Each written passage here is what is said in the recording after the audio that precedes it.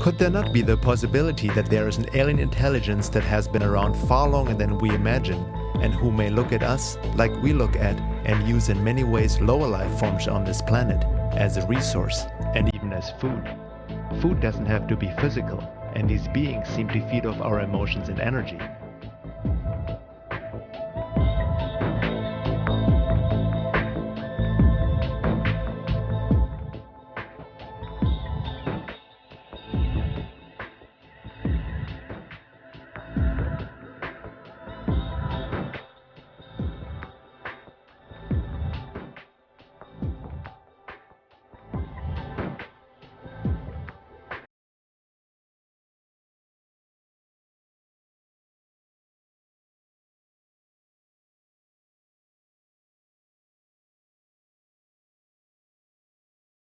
Are we really the peak of God's creation and so special and holy that nothing other than ourselves would harm, control, manipulate, or consume us?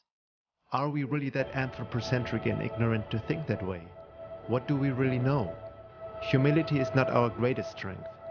We usually give some quick explanation to uncomfortable questions rather than admitting, I don't know, and making more sincere efforts to gain knowledge and understanding, even if it contradicts our long-held beliefs. We trust official authority, science, religion, government to give us these answers so we can go on and make a living, not needing to think too much about the more disturbing aspects of our world. But maybe our official culture, with its institutions, is also a product of and influenced by the other, the alien mind, or predator, as Don Juan called it, hence the debunking, ridicule, and avoidance of this topic in the public. Usually, if people admit that there might be other life forms visiting this planet, they tend to project human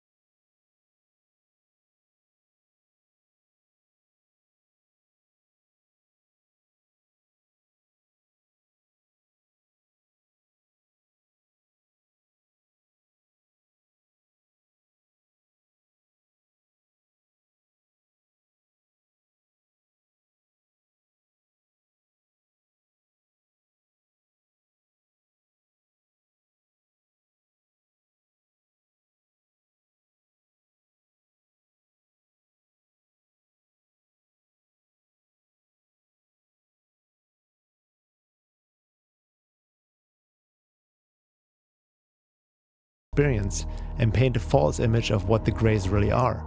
Screen memories may be unusually vivid dreams, recollections of meeting spirits, or even of friendly interaction with aliens.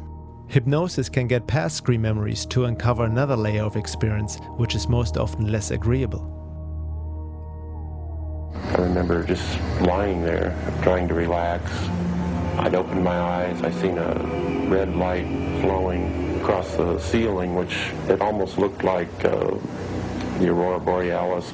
Dan and Joyce Aarons say the room was dark except for the unusual light, which they describe as about 4 or 5 feet in diameter. They say it hovered over the baby's crib at the foot of their bed where their 1-year-old daughter Heather slept. Dan says that when he tried to get up, he found himself immobilized. That was the most frightening feeling I guess I've ever had in my whole life, is not being able to move. I was screaming for him to help me because I couldn't move.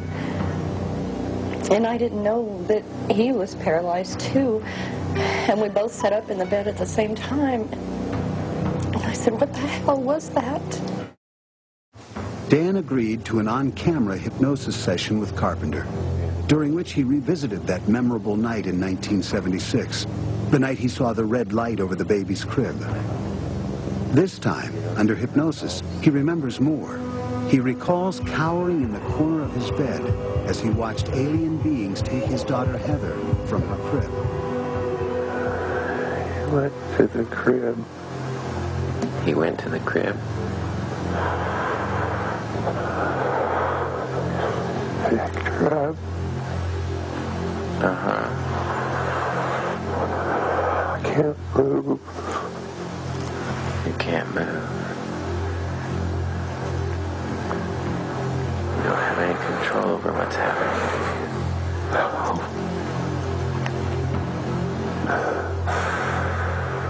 What do you see happening now? He took her. He took her. Under separate hypnosis, Dan's wife Joyce recalled the same sequence of events. They both say little beings marched them outside. Together, the family was floated onto a spaceship. I never wanted it to happen to my children. I didn't realize until later that it had. But when they took her, I couldn't do anything. Abductions start as early as infancy and can occur till late in life. Some people have been abducted hundreds of times. Many abductees are living in fear, not knowing when the next taking will happen, not being able to prevent it, not being able to talk about it for obvious ridicule in the public. Many need to even hide these experiences from their families. Some are so utterly confused that they go mad, even committing suicide. Carla Turner suggested a number of steps abductees could take in the face of alien provocation. Educate yourself about the phenomenon. There is some control in knowledge. Let go of fear. It is through fear that negative entities maintain control. Anger is a more effective defense than fear. Abductees should be aware of how they are reacting. They should learn to step out of themselves and to maintain perspective. Maintain a good quality of life. Be realistic about what can and cannot be done. Stay close to your families. Confide. You don't need the burden of carrying this around without being able to talk about it. Abductees have reported that anger and getting upset at the entities does actually help. Also, by educating themselves and learning more about the abduction and UFO phenomena, they can create an awareness which seems to offer protection. As the saying goes, knowledge protects, ignorance endangers. I think we need to recognize that deceptions are employed at almost every level of this interaction to keep abductees from knowing about the actual events and the actual entities involved in these encounters. To me, maybe I'm just a suspicious sort, this implies that there's something they don't want us to know about. And often what seems implied from the reports is that there is something within us, the humans, something of which we could be capable, something of resistance or altering of this scenario that the abductors absolutely do not want us to be aware of. They go to great lengths to program our thinking about our encounters with them, that we are subordinate, that we are helpless, or that we are dependent, or that we belong to them. The list goes on. And they go to a great deal of trouble to convince us in every way that they can that we can do nothing about controlling these situations. The good news is that in a number of cases in the past couple of years, that hasn't proven to be true. Abductees are finding more and more specific instances in which they are able to resist the illusion suggestions, in which they are able to say no to procedures, and in fact when they have been able to break free of actual controls. This to me is a great step forward, and I think it's going to be something growing with any luck. We're going to find abductees are realizing there are ways to change this entire pattern of activity. But what is very disturbing is the complete denial of this issue, not only in the mainstream scientific community, but especially in the progressive truth and New Age movement.